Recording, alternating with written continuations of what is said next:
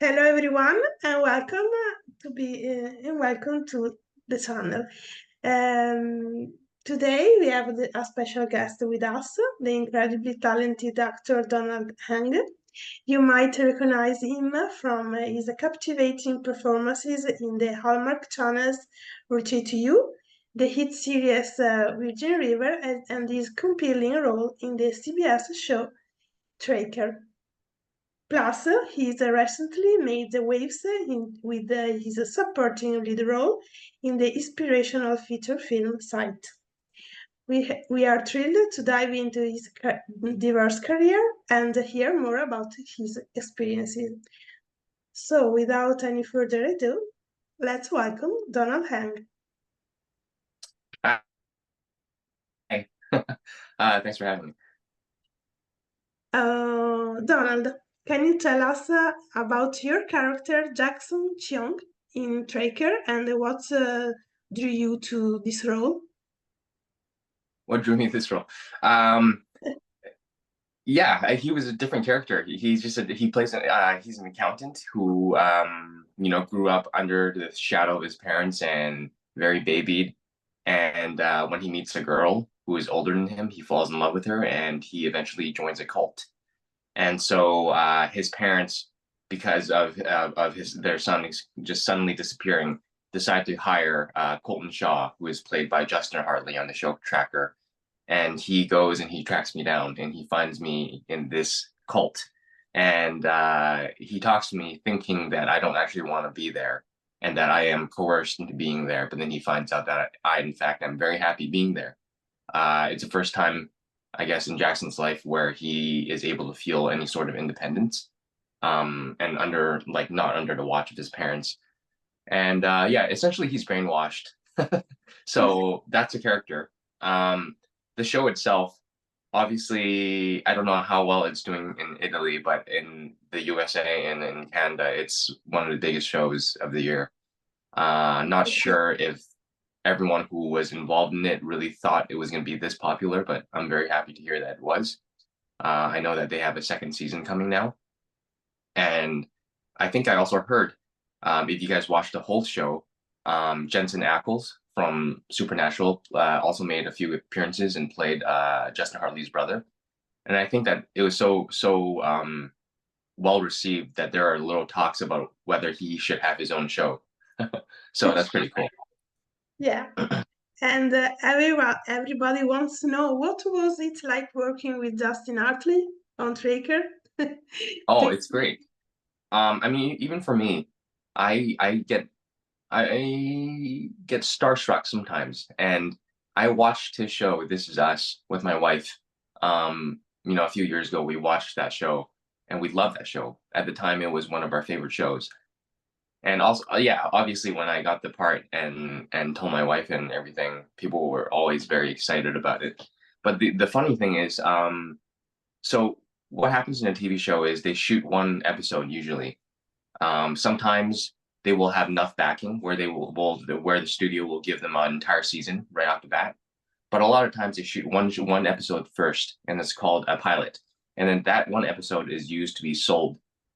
So they show it to studios and whatnot, and then the studios decide whether we want to buy this TV series and then invest in it and make a full season.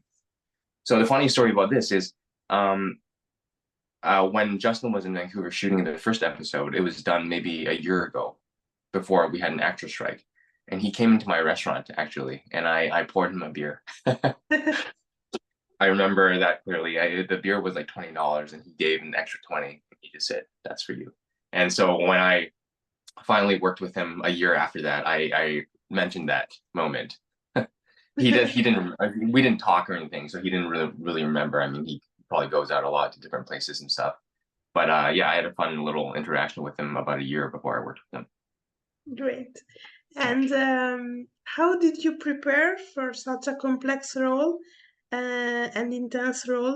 The Jackson Cheong joins the cult in Tracker.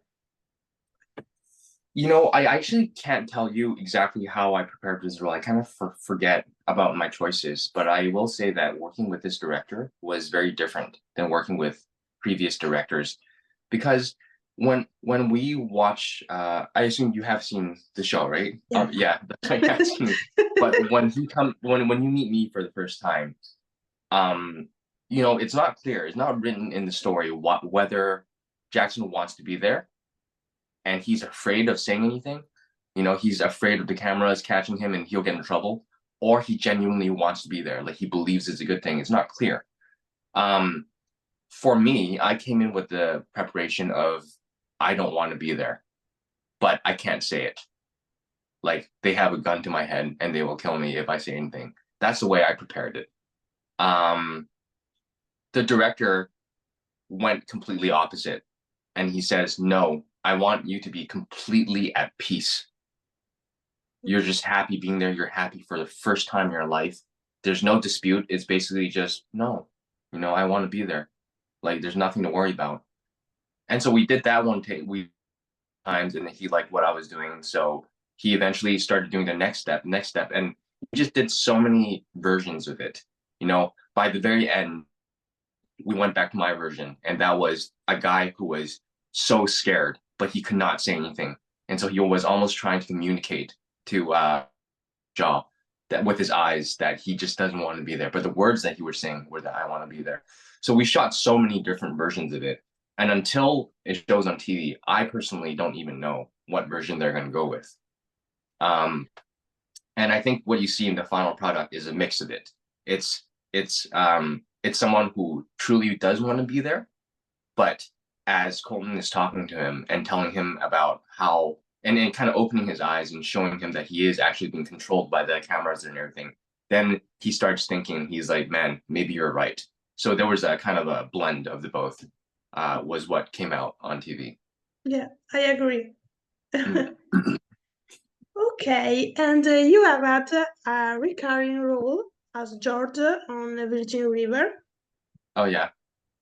How has it been being part of such a beloved show? Yeah.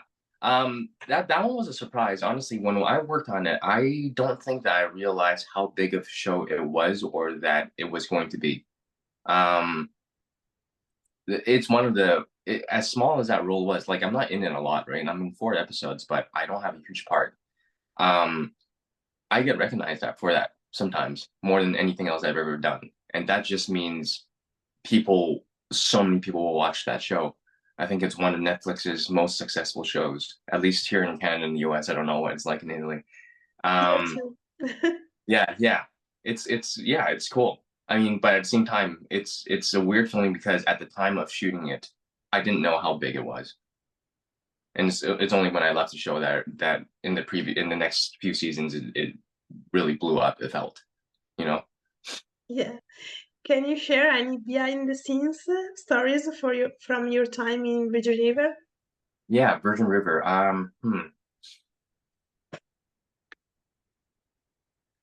don't have any specific stories to tell you on set, honestly. I don't really remember anything significant. Um, but I will the one story that I kind of remember when I think about this project that I worked on is that I was working on a previous movie, a Hallmark movie. I was working on Homecoming for the Holidays, and it was shot about 3 hours outside of Vancouver.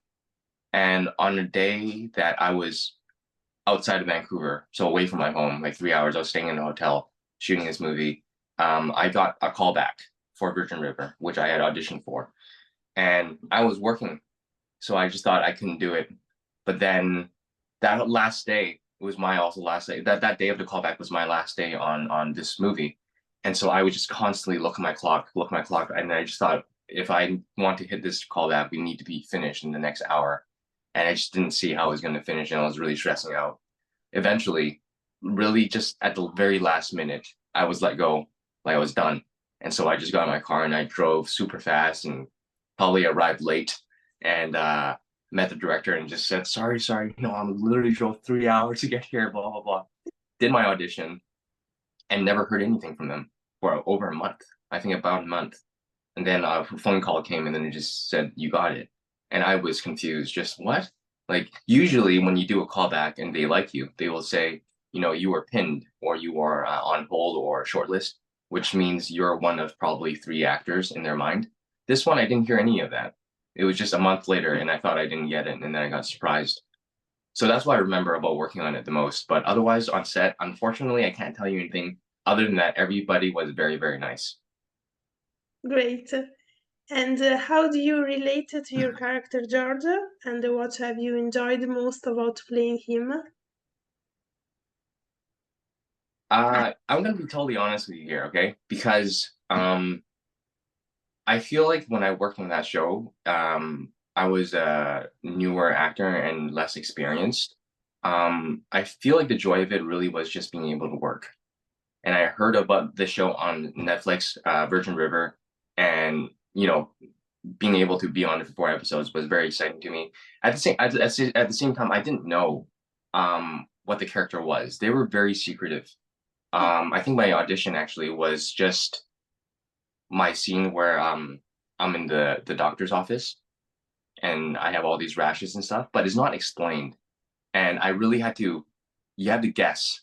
You kind of guess what happens because they don't want to send out, when they do auditions, they don't want to spoil it. And they're afraid that you're going to share the story and then people are going to find out about the story before it actually happens. So even to the actors, they don't tell you a lot of information.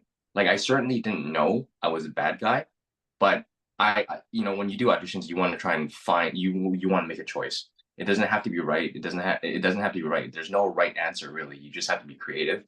And so I actually coincidentally did go with that choice, was that I poisoned someone's food and I ran away. Um, but at the time I didn't gonna be in. I thought it was just one. And then they ended up bringing me in a couple of episodes before I had that scene. So yeah. Um, and I think there was actually hope that I would reappear. Because I worked with the main bad guy, Calvin. I think I heard some people talking about the possibility that, the main character, I don't remember his name, the character's name, Martin Henderson, and I know his actor's real name. But they were talking about stories about maybe he will visit where Calvin is and he will see me there and stuff, but that never happened. So that's unfortunate. But yeah, I didn't have much to prepare for, I don't think. And it was like 4 or 5 years ago, so I can't really answer that question any further, unfortunately. Sorry. It's okay. Yeah. In Retreat to You, you play a chef who falls in love. How did you approach bringing this romantic story to life? Yeah. This was a fun role to do. We shot this in Calgary in a very beautiful resort. As you can see, we actually shot in that resort most of the time. Um, that character is really about and it was the first for me. And honestly, I don't feel like I'm really critical of my own work, actually. When I watch myself, I constantly look at things I can improve and things that um, I didn't prepare properly for, or maybe I made the wrong choice at the time. Um, and that character was really, I played him like someone who, I guess he knew that he was good. He knows that the girl likes him. And so he likes to kind of like, he knows, but he doesn't show it. Or he tries not to outwardly show it is really where I went with him. And there's different ways you can play. You can play it like he's genuinely really into her. And I feel like when I say I'm critical of my work, that's why I feel like it could have been different. I feel like there's opportunity there where I could have been more genuinely interested in who she was, rather than like, oh, I know she thinks I'm attractive or whatever. But Hallmark movies, the reason why they're so fun to do is because they're more simple, in terms of characters. You know what's going to happen. You know it's going to be a happy ending. You know that they're going to end up together. And so, yeah, I don't know. I feel like he's probably more of a simple character compared to, say, when you ask me a question about Jackson in Tracker, right? There's almost no conflict in those kind of movies, right? Nothing really bad is going to really, really happen. Um, so I don't really want to say there's not much to prepare for, but I would say that there's less to prepare for in a role like that versus something in Tracker. And what do you think makes these Hallmark movies so special and beloved? Yeah. Uh, it's sometimes a surprise to me because there's so many of these movies, and Vancouver is a huge city for shooting Hallmark movies. honestly, they shoot up to 20 Christmas movies a year in Vancouver alone, Yeah. let alone anywhere else in the world. Like the amount of movies that Hallmark pumps out and the demand that requires them to pump this out is amazing. And obviously, it just means that people love watching it. And the reason why people love watching it is because it's easy. You know, a lot of people like to be entertained by movies. They go to the movies to be entertained, but a lot of them get anxiety, I think, from watching, you know, bad things or a lot of conflict or violence and or you know, increased sexuality and stuff like that. But with Hallmark movies, you know what you're getting, and the target audience all knows what they're getting. They're getting a story that they know what's going to happen. Is nothing too new, but it makes them feel good. You know, it's a feel good kind of thing, and I think that's what draws people to it over and over again. Yeah. And can you share any insights into Europe, into possible of upcoming project with the Hallmark or any other romantic films? The only other project that I have right now, it's actually a very slow time for our industry. We went through a 6 month actor strike, and there was a writer strike at the same time. And then there's all this talk about artificial intelligence and, you know, programming and how that's going to save more money. So I think it's a mixture of all those things. But basically, long story short, we're in a slow time in our industry. We really thought that it was going to be really busy following the strike, but right now it's not. It's quite slow. There's very few projects to go out for. It's significantly slower than last year and the year before.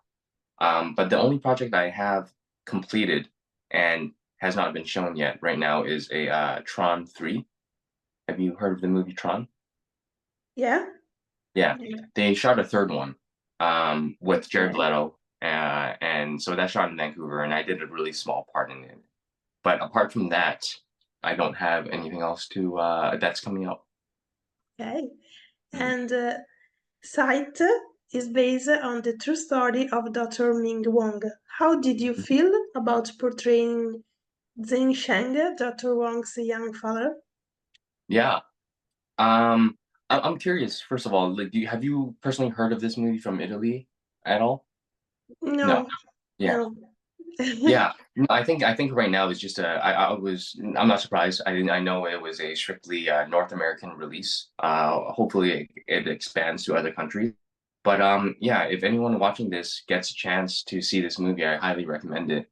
I Yeah, I very highly recommend it. I think it's such a beautiful film. It's beautifully shot. There's a lot of great actors in it.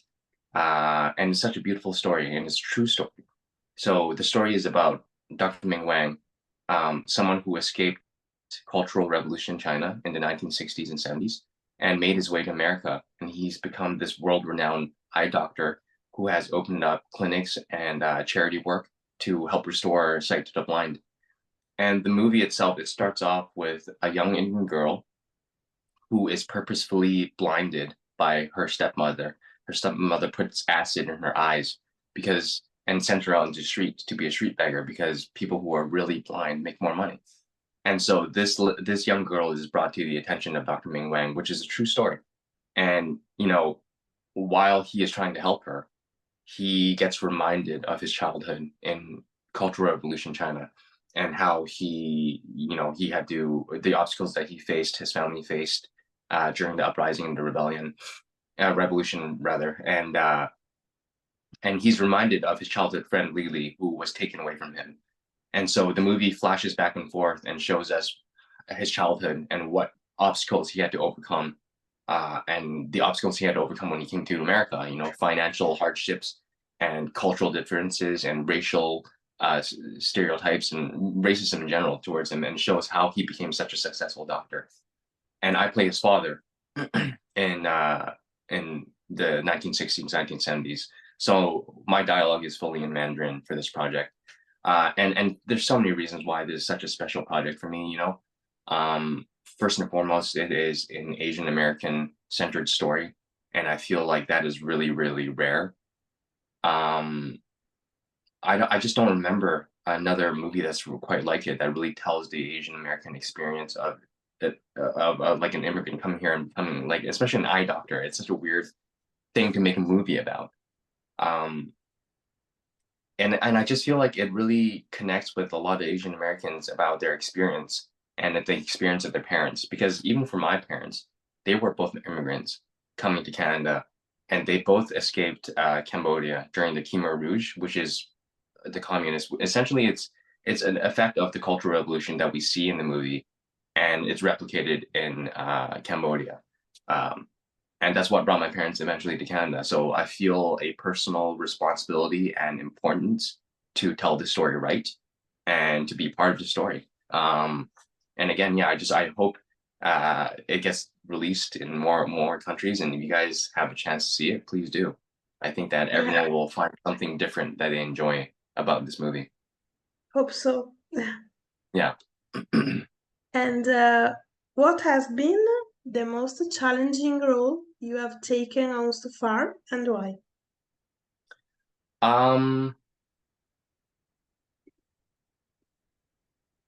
You know, they're all challenging for different reasons. I would say that Sight wasn't too challenging for the acting style, but the dialogue, like speaking, was very difficult for me because Mandarin was my first language, but I was never formally taught it. I only spoke it at home.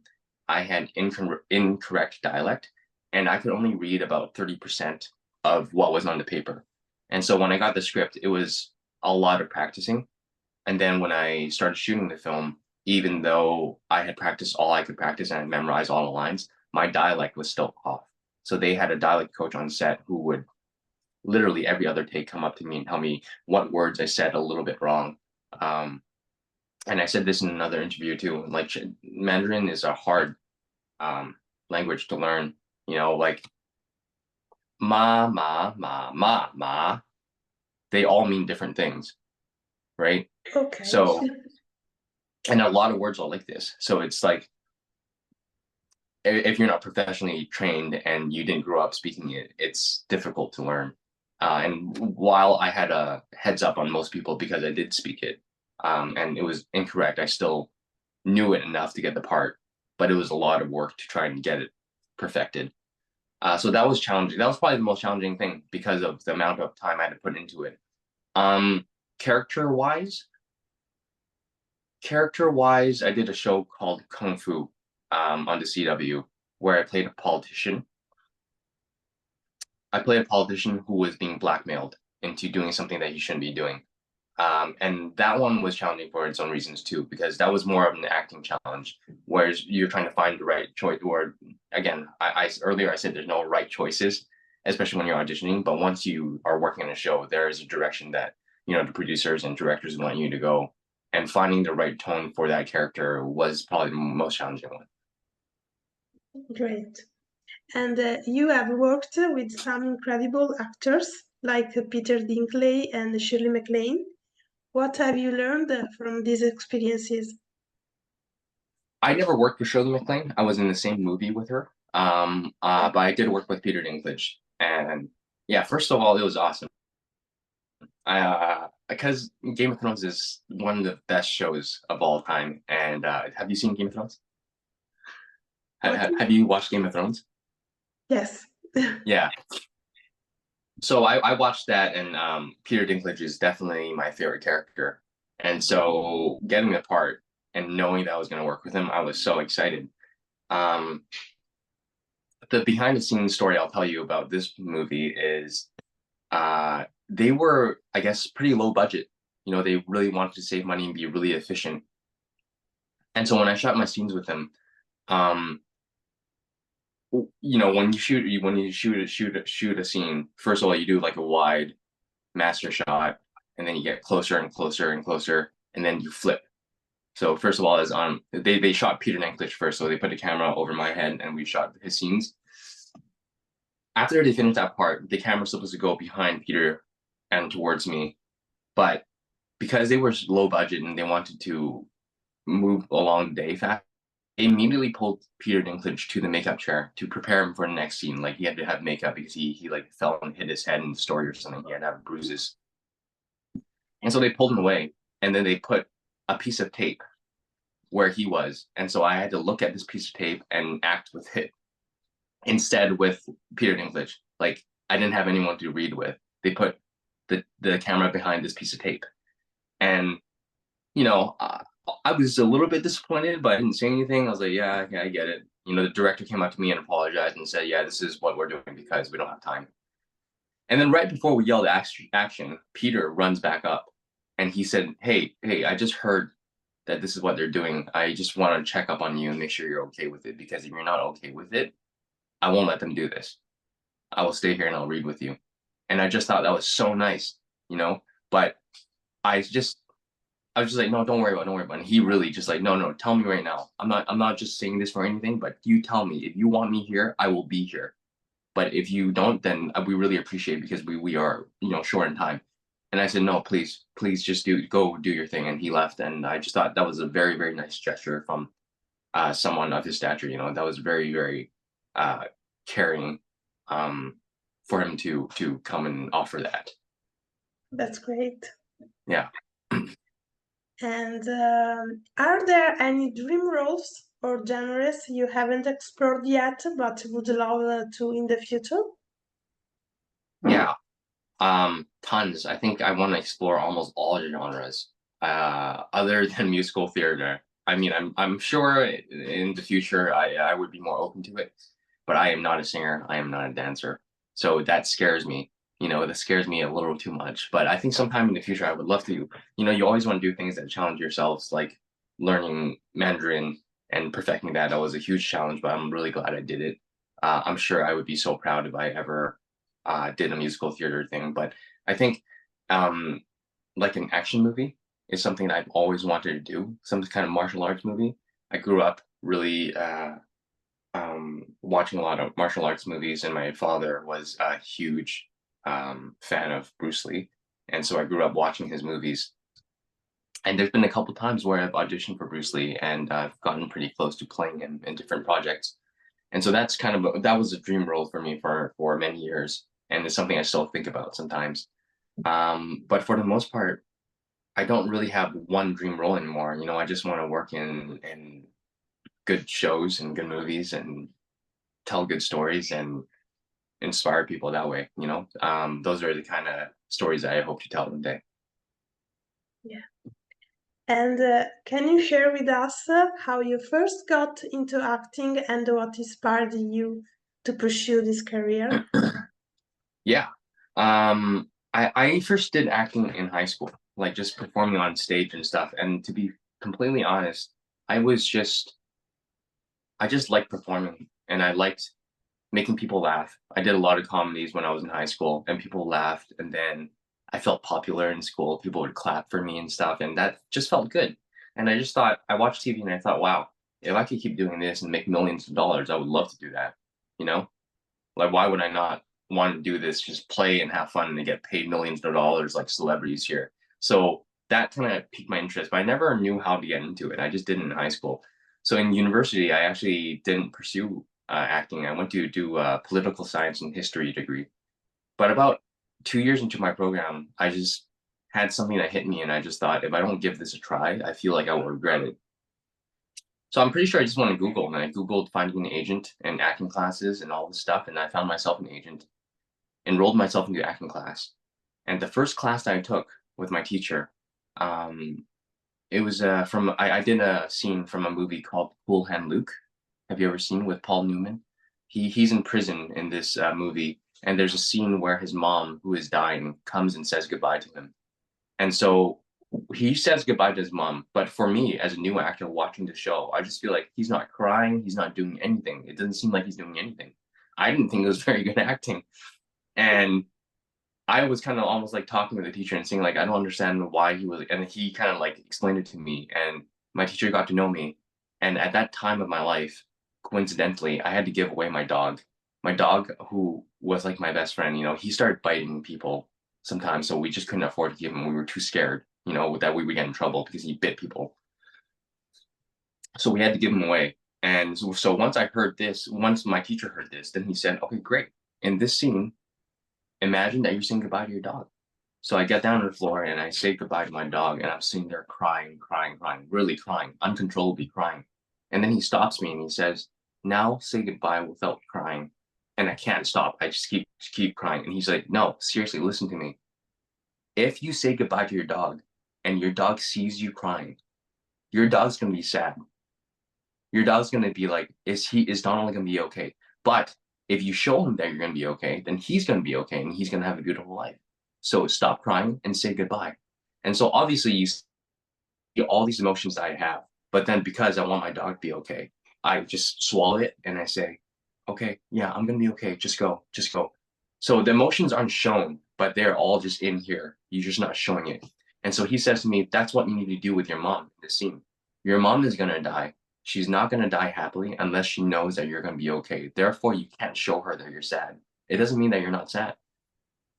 And so I walked away from that class and I thought, this teacher just took something that was so negative in my life and so embedded with trauma and something that I was just dealing with, and he turned it into art.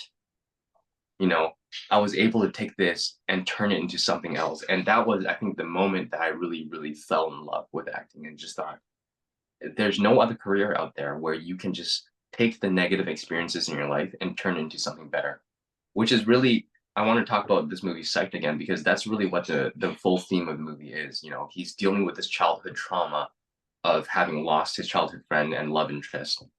And instead of being stopped by it and defeated by it, he uses it as fuel, and he's transformed it into helping millions of people worldwide in restoring their sight. And so in a large way, I really think that that is really what the meaning of life is, not only for acting, not only for these movies, but if people in their lives can take the things that are bad and turn it into something good, then I think whatever that thing is, you should just do it for the rest of your life. I mean, that's one of the best meanings of life I can think of. Yeah, amazing.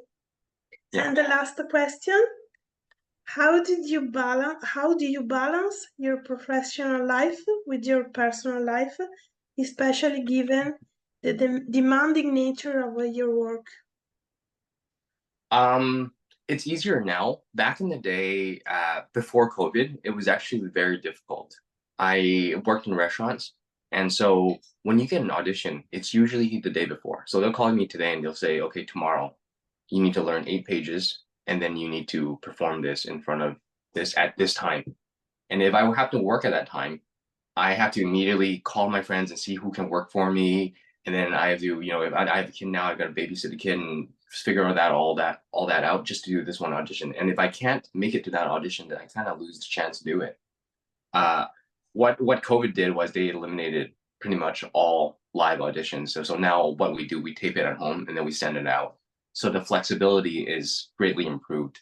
I would usually get an audition 2 days in advance, get the time to learn this, and then have the flexibility to tape it whenever I want. So it's not hard to balance anymore unless I'm working. And if I'm working, then we get a lot of help from the grandparents, because my wife also works. So yeah, like when I was shooting Retreat to You, I had to go out of town for almost 3 weeks, and we did not have a babysitter at the time. So the grandparents really, really helped. Yeah. Great. Donald, it's been an absolute pleasure having you here on the show today. Thank you for sharing your experience and insight with us. Yeah, no problem at all. Thank you so much, and have a great day. And I hope to visit your country very, very soon because it's one of the most beautiful countries I've ever seen. Great. Thank Yeah. you. Great. Yeah. Thank you all for watching. Bye. Thank you. Bye-bye.